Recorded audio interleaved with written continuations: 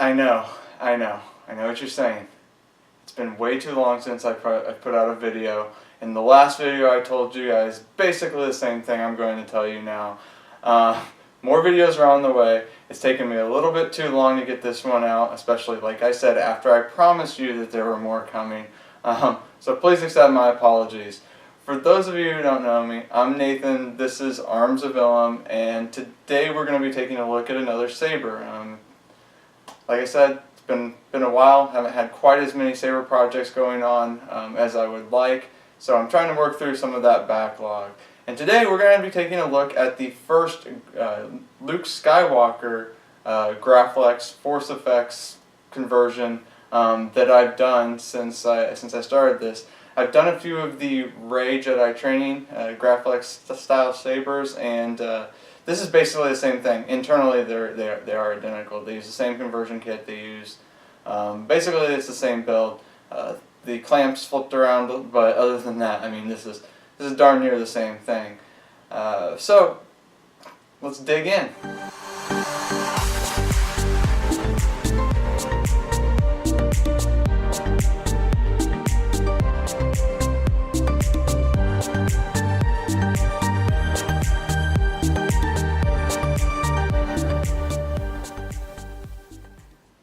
As I said in the opening, this is Hasbro's Force FX replica of Luke Skywalker's Graflex style lightsaber from the original Star Wars, or as most of us know it now, A New Hope.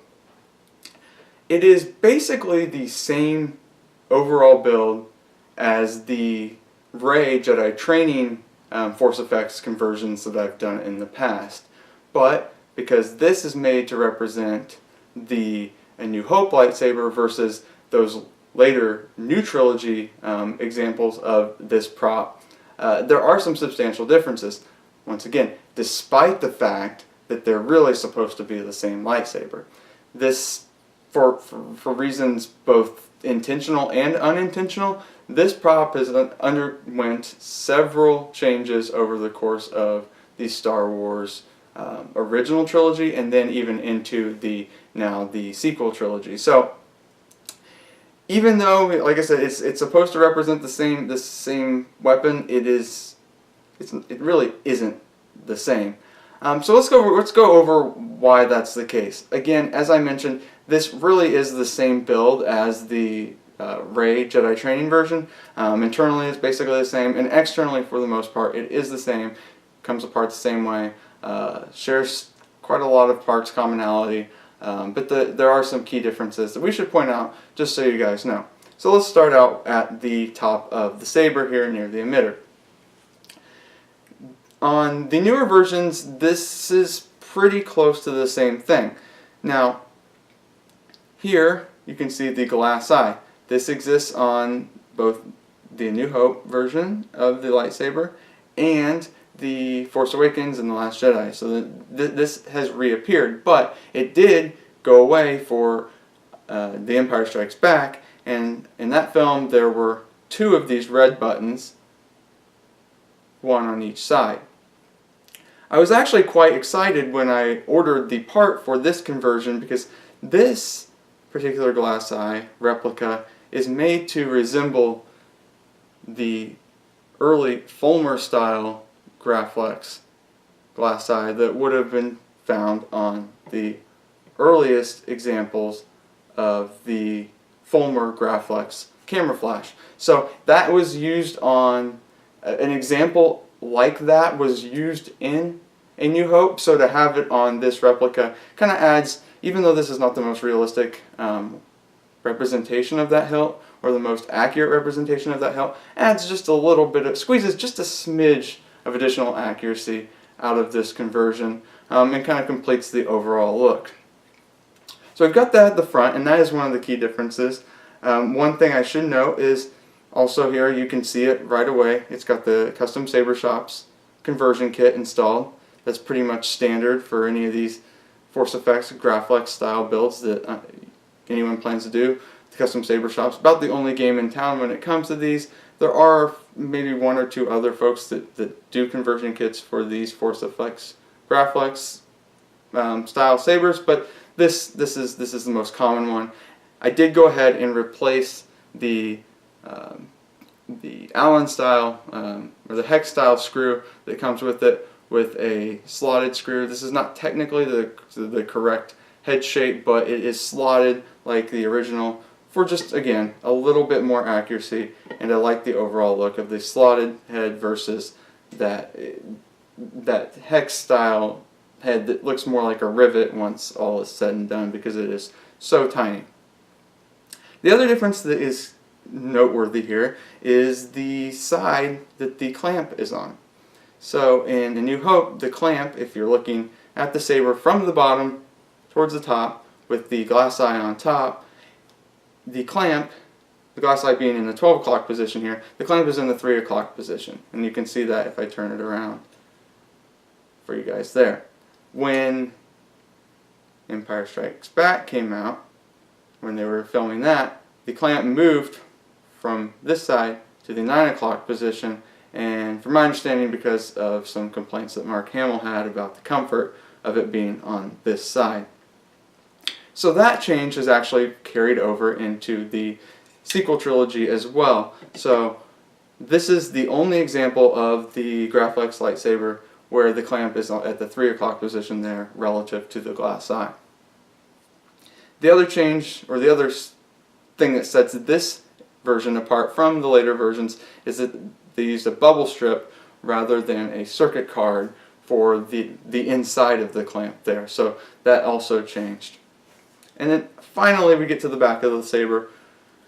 These T-track style grips, there are 7 of them on the A New Hope version.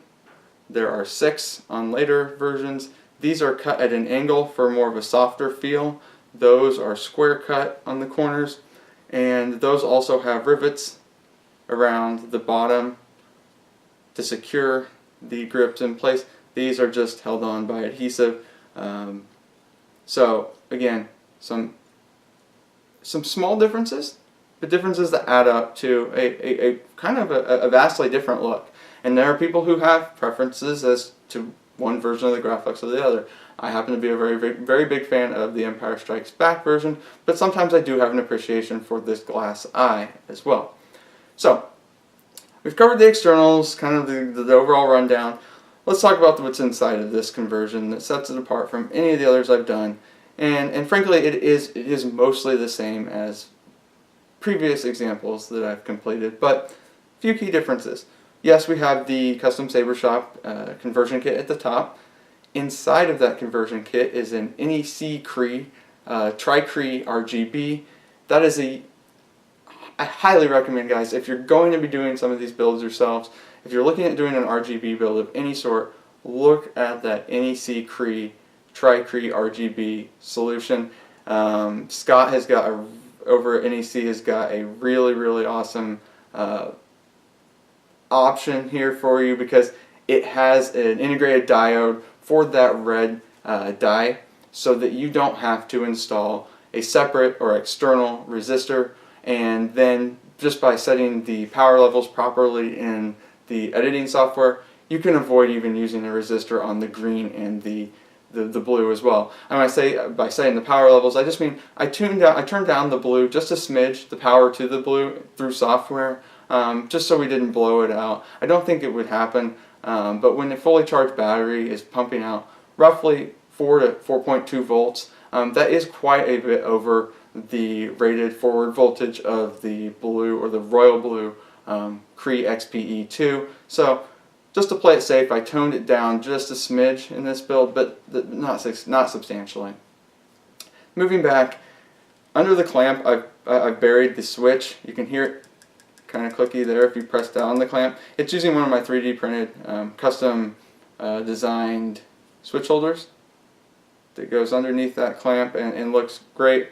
Looks like it's made for the part, and it's well hidden, and still it gives you that tactile feel when you press down on the bubble strip rather than the sliding latching action that originally came on the Saber. There just aren't very many good momentary sliding switches that could fit this hilt, so the push button tactile option is really the best that I've found so far.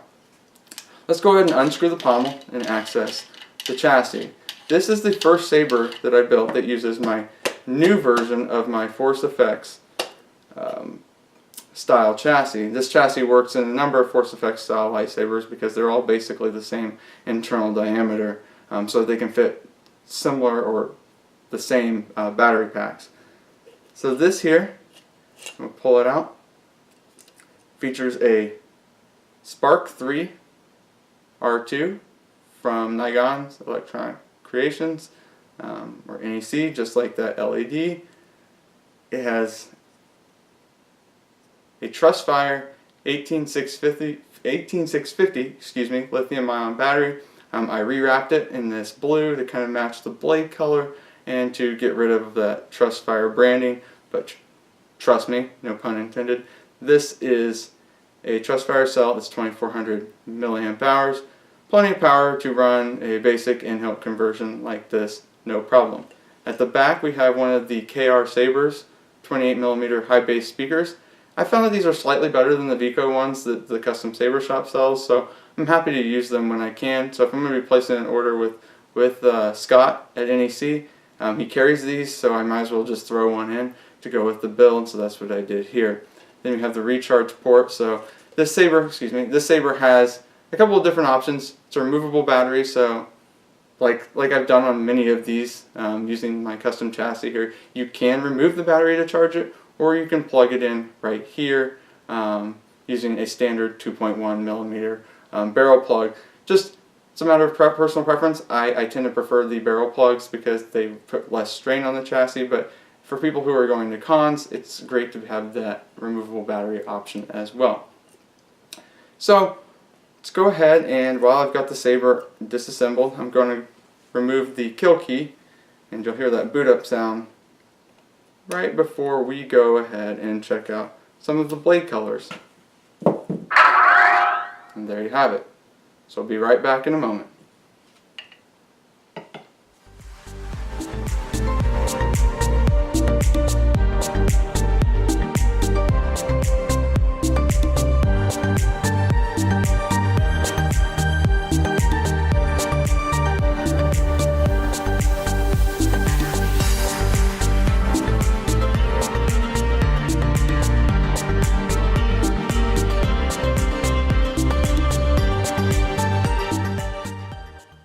There are a few things I want to call out before we get into this demonstration. The first is that this new chassis that I just showed you will be, I'm calling it the V1.5 of the Force FX Omniboard chassis. It will be replacing the V1 at some point.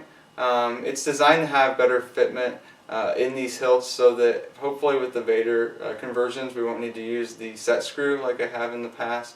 It has updated aesthetics. I just kind of got bored of the old one and wanted to update it. I've been using it for a couple of years now, so it will probably supplant that one in the lineup at some point. Until that happens, I'm clearing out the V1 models at some really, honestly in my opinion, very low prices. If you head on over to my Etsy shop, which will be linked in the description, I have grade C models on there for as low as $8, which in my opinion, and I'm very biased here, for a fully featured chassis, that's a pretty awesome price. We've got a couple different colors available on there, so be sure to check that out if you're interested in doing a conversion like this one, or on one of the other Force FX Sabers. It fits a wide variety of these. The other thing is that I'm going to be using for this demonstration a Sabers Starlight blade. I won't be including blades in my in-hilt LED builds and conversions from here on out. I was using Ultra Sabers mid-grade blades, and they're great overall budget options, but Ultra Sabers increased the price on those grab bags that I was buying, and that on top of the cost of shipping to get them here, and then shipping them out at a higher rate to customers, it no longer made good sense to do that. And on top of that, we all have different preferences when it comes to blades. These Sabers Starlight blades are my favorite because I think they are the most evenly lit from base to tip and with this parabolic tip it blends so extremely well, but from base to tip they are extremely evenly lit. The diffusion is amazing.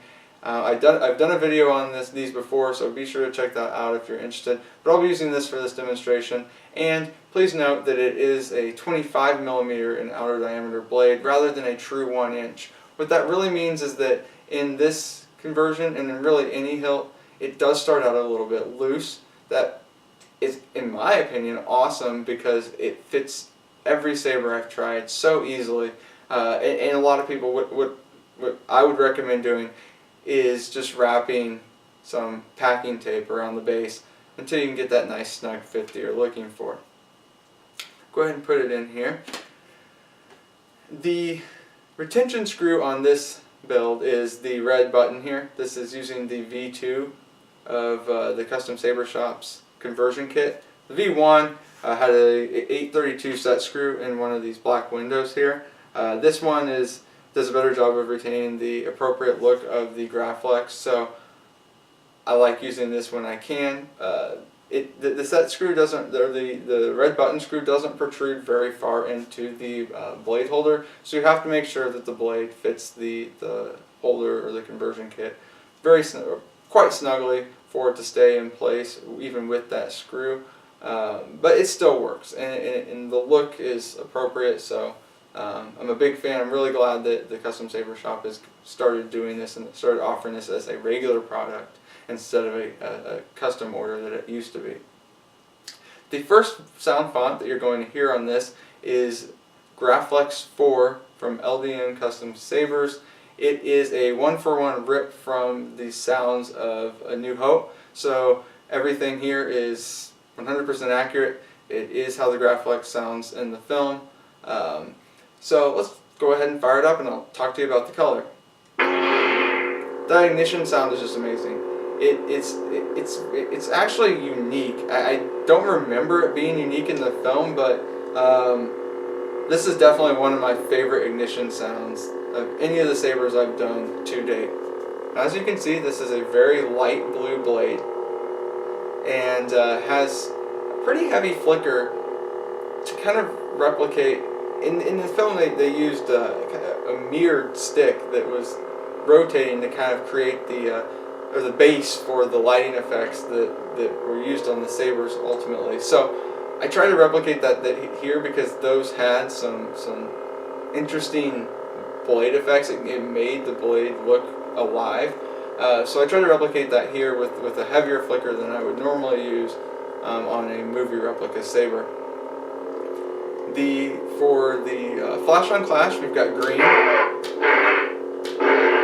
Now this saber doesn't see a whole lot of action in A New Hope, so this green I think primarily is inspired by, and I say I think, I mean it is for me, it's inspired by the duel between Darth Vader and Obi-Wan towards the end of the film, where the flashes for the clashes between the sabers in that scene are kind of a lime green. So I've replicated that here. The same goes for the blaster blocks, which are triggered by hitting the power switch, the momentary power switch in this single button build.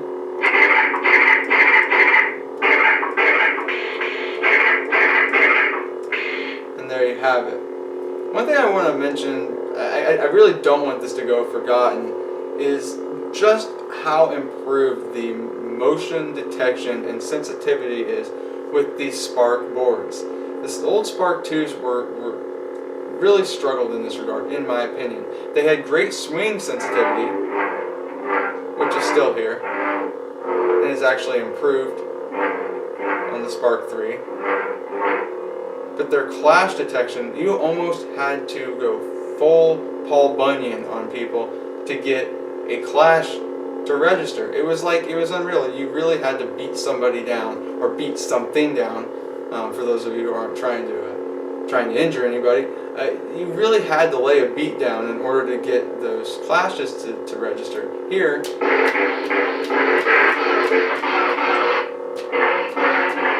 it's just 100 times better. Scott at NEC has done a fantastic job in tweaking these boards, his budget boards, to be just way better in a motion capacity than they were previously. It really was to the point on the old Spark 2s, and I'm talking like pre-R4, the Spark 2 R2s and the R3s, where I wouldn't build on them because they required way too much tweaking to get the motion right. This is almost perfect out of the box. In fact, these are the out of the box settings, and I don't intend to tweak them. William can if he wants to, but honestly I just don't see much point. They work so well. Let's go on to the next font. To cycle fonts on the Sparks, in these single button setups at least, you simply twist the hilt. Stretch out with your feelings. And you can hear these boot sounds. These are from Shamim's boot package that he released. I'll put a link to that in the description of this video too. But Shamim is he's a legend in the Saber custom Saber world. So and he shared a free package of 600 different boot sounds, which are great because honestly the boot sounds that come with some of these fonts are a little underwhelming. So to have these movie lines that you can package in are amazing.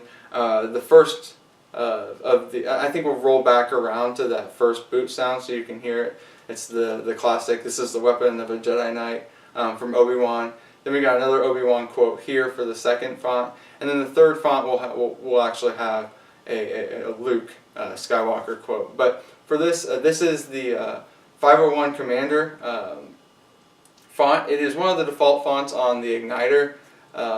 It was put together by, actually the authors had asked not to be revealed. At least that's according to Scott's notes in the file. So, but from the best I can tell, it is intended to replicate kind of an Anakin Skywalker Graphics right before he becomes Darth Vader, or right about the time he becomes Darth Vader. It has some Vader style sounds, but also has swings that sound a little bit more like a Graphics. And so for this, I decided to pair it with a blade that looks a bit more like the one from The Empire Strikes Back. So this is more of a cobalt blue, and for the Clash on Clash, it's white. Now it does look a little bit pinkish, but it is white. It's a warmer white color.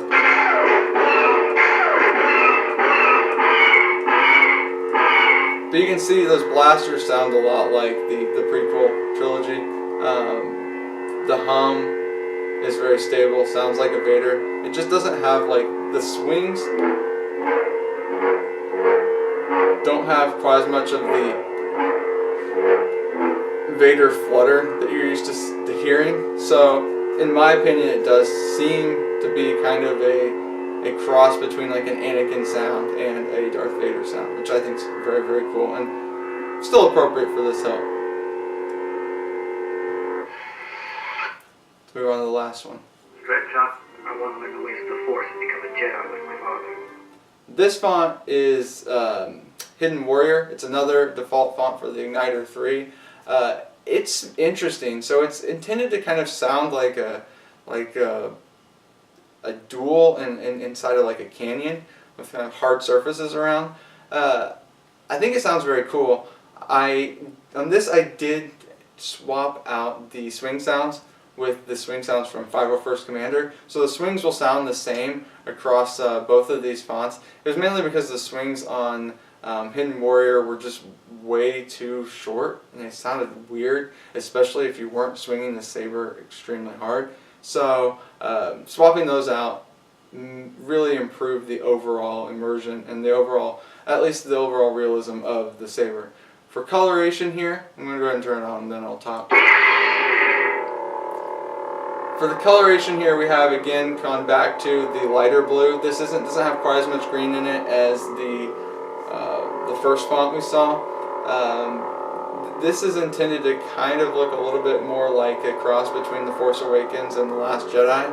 And that light blue, you can't really get that white with the blue aura like those films have, but it's supposed to be inspired by that just because it is a lighter blue. So I'll go ahead and swing it around a little bit here.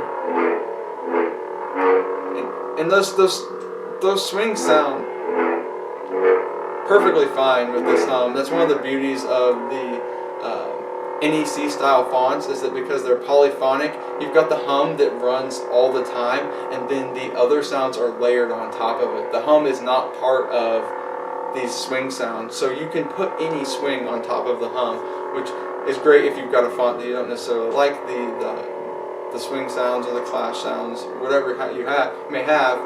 You can just swap them out very, very easily.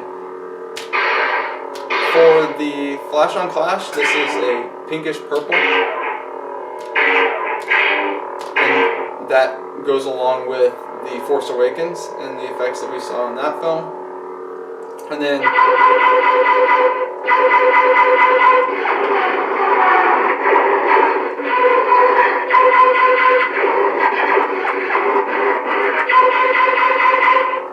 can kind of hear some of those. There's some interesting blaster sounds there, but we've got that pink blaster effect as well. Let's go ahead and power this down, and then we'll work our way back. I want my father's lightsaber. And there you have The it. weapon of a Jedi Knight. The initial boot sound for that Graphics 4 font. Alright, well, I think that pretty well covers all the features of this saber. If you have any questions, be sure to post those in the comments. I do my best to answer them. I get quite a few questions about these sabers, so sometimes I do miss them, and so for that I apologize. But be sure to, any questions or comments, to post those in the comments section. Be sure to subscribe to check out those other videos. I promise there won't be as much time between this one and the next one as it's been an issue. So I'll do my best to keep up with that and make sure that you guys have plenty of new videos. Finally, head on over to Facebook or Instagram to follow me over there if you want to keep up with these builds as I'm actually doing them. I tend to post more updates, in progress type updates on those platforms. So if you're interested in those sort of things, be sure to hop on over and follow me over there at Arms of Ilum. I think that pretty well covers it, guys. So thanks for watching, and may the Force be with you.